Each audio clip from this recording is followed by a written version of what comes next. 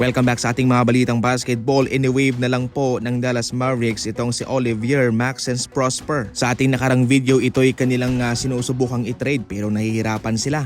Ini-wave na siya ng Dallas Mavericks mga idol at yung kanyang 3 million na sasahurin sana ay i-stretch katulad nung nangyari kay Damian Lillard. Kinailangan nilang pakawalan itong si Maxence Prosper para magbigay daan din kay Dante Exum na kanilang papipirmahin pabalik sa kanila.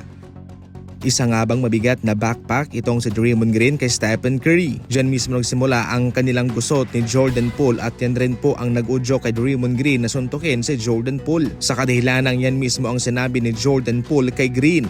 Masasabi natin na minsan pabigat talaga itong si Draymond Green sapagkat merong mga laban na siya'y nagpapasaway, madaling magalit. Siyempre yung kanyang reaksyon sa mga referee ay nagpapa-foul trouble sa kanya at minsan siya'y nafa-fouled out. Malaking tulong sana siya pero sa tuwing ginagawa yon ni Draymond Green ay nalalagasan nga ho ang Golden State Warriors. Kaya somehow, totoo rin po na minsan ay pabigat talaga itong si Draymond Green pero sa kabilang banda ay malaking tulong naman ang kanyang naibibigay para sa Golden State Warriors at kay Stephen Curry. All around ang trabaho ni Draymond Green sa Golden State Warriors. Hindi siya power forward, minsan small forward siya, minsan shooting guard siya, minsan center, minsan point guard ang kanyang posisyong nilalaro para sa Golden State Warriors. Hindi man ganoon kataasan ang kanyang numerong na ikakamada bawat laro pero syempre malaki naman talaga ang kanyang naitutulong in terms of hustle, enerhiya galing sa bangko minsan at yung kanyang naibibigay na depensa para sa kanila. Sa pagiging all-around nitong sa Draymond Green, siya lang po ang kaisa-isang player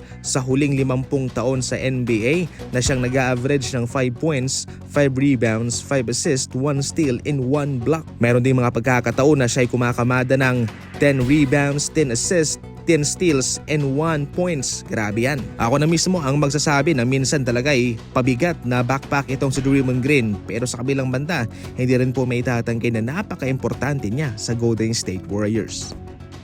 Sa ating huling balita naman, isa itong magandang balita para sa mga fans ng Pelicans. Itong si Jose Alvarado mga idol ay good to go na. Walang damage sa kanyang likod. Ayon sa impormasyon, inilagay lamang itong si Jose Alvarado pagkatapos na ma-hard fall sa kanilang laban sa isa sa mga play para maiwasang lumala ang anumang injuring sinapit sa kanyang likod. Baka mayroong nabasag doon, may na-fracture, may nabali. Kaya siya ay inilagay sa stretcher pero pagkatapos ng pagsusuri ay all goods naman siya. Itong si Jose Alvarado ay nag-average ng 10 points at malaking papel ang kanyang ginagampanan sa rotation ng Pelicans. Sa pagiging bench player noon, ngayon kabilang na siya sa mga starter ng Pelicans at pinaka-importanting player din. Kaya malaking kaba ang kanyang ibinigay sa kanila.